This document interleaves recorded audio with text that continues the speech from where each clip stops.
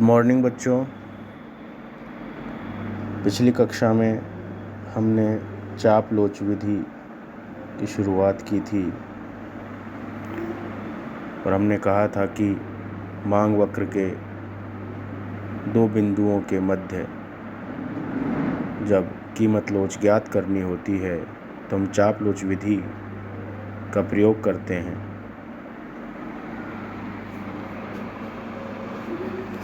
हम जानते हैं कि चित्र अनुसार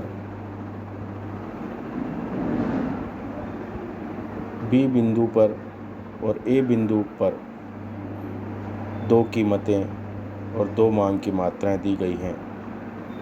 ए बिंदु पर कीमत 5 रुपये है और वस्तु की मांग मात्रा 8 इकाई के बराबर है। यदि कीमत घटकर 4 रुपये हो जाए तो उपभोक्ता वस्तु की मांग मात्रा में वृद्धि कर देता है और मांग की मात्रा 8 इकाई से बढ़कर 10 इकाई हो जाती है। इस प्रकार उपभोक्ता प्रारंभ में ए बिंदु पर रहता है, तत्पश्चात कीमत में परिवर्तन होने के कारण बी बिंदु पर आ जाता है। इन दो बिंदुओं ए और बी के मध्य ही हम चाप लोच विधि को ज्ञात करते हैं। यदि हम ए और बी दोनों अलग अलग बिंदु लोच लें तो कीमत लोच भी अलग अलग आएगी, लेकिन एक ही कीमत लोच लाने के प्रयास के कारण दोनों के मध्य लोच निकालते हैं। चित्र में हमने सूत्र के अनुसार EP बराबर delta x upon delta P गुणा P1 प्लस P0 बटा Q1 प्लस Q0 या X1 प्लस X0 लेते हैं। हमने यहाँ देखा कि डेल्टा X मांग की मात्रा में परिवर्तन है और डेल्टा P कीमत में परिवर्तन है। कीमत में परिवर्तन डेल्टा P के परिणाम स्वरूप मांग की मात्रा डेल्टा X यानी मांग की मात्रा में परिवर्तन होता है। साथ ही हमने यहाँ P1, P0, X1, X0 को दर्शाया है। P0 वस्तु की प्रारंभिक कीमत है, P1 वस्तु की परिवर्तित कीमत है, जबकि X0 वस्तु की प्रारंभिक मांग मात्रा है तथा X1 वस्तु की मांग मात्रा में परिवर्तन के पश्चात मांग मात्रा है। सूत्र में अंक 5, 4, 8 एवं 10 को रखने पर हमें ज्ञात होता है कि 5 प्लस 4 बटा 8 प्लस 10 गुणा 2 बटा -1। यहाँ -1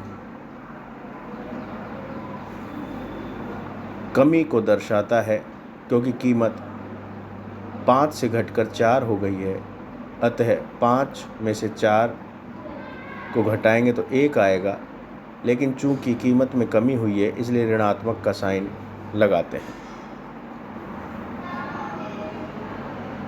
यहाँ पर समाधान करने पर हम पाते हैं कि चाप लोच -1 प्राप्त होती है।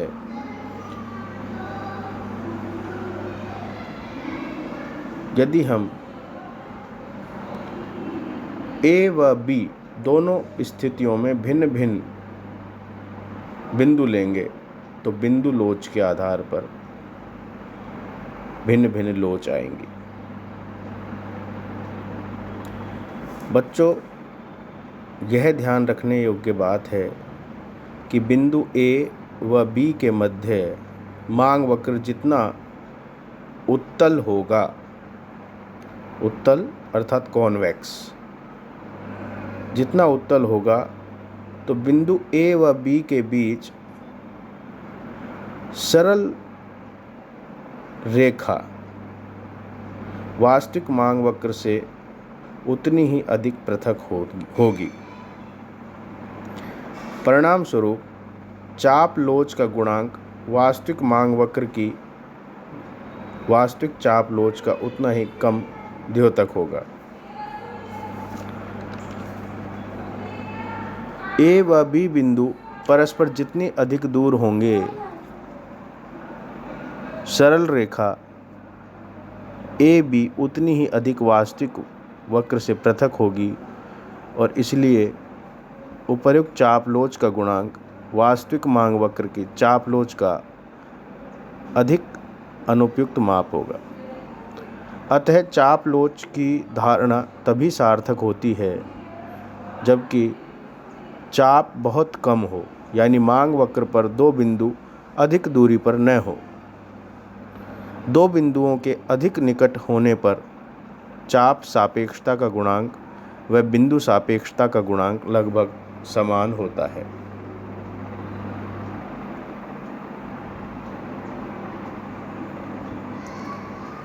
मांग की कीमत लोच ज्ञात करने की दूसरी विधि है बिंदु लोच विधि। यदि अन्य कीमतें तथा उपभोक्ता की आय में कोई परिवर्तन न करें और X वस्तु की कीमत में अत्यंत सूक्ष्म परिवर्तन किया जाए तो इसकी जो प्रतिक्रिया मांग पर होगी उसे मांग की बिंदु लोच कहते हैं। ध्यान देने योग्य यह है कि चाप लोच विधि तब प्रयुक्त की जाती है जब कीमत में काफ़ी अधिक परिवर्तन होता है, एवं बिंदु लोच विधि के द्वारा कीमत लोच तब ज्ञात की जाती है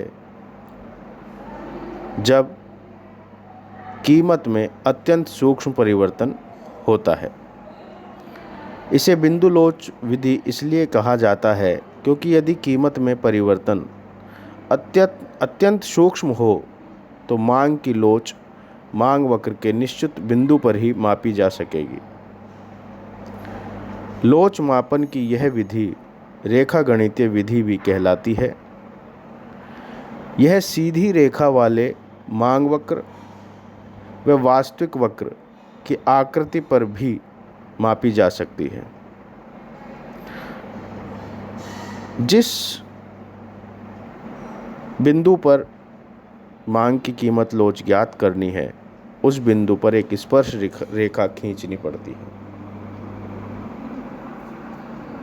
जैसा कि चित्रों में बताया गया है कि सीधी रेखा वाला मांग वक्र, इसमें ए बिंदु पर मांग की बिंदु लोच ज्ञात की जाती है और वास्तविक मांग वक्र पर एक स्पर्श रेखा खींची जाती है जो मांग वक्र डी को ए पर स्पर्श करता है।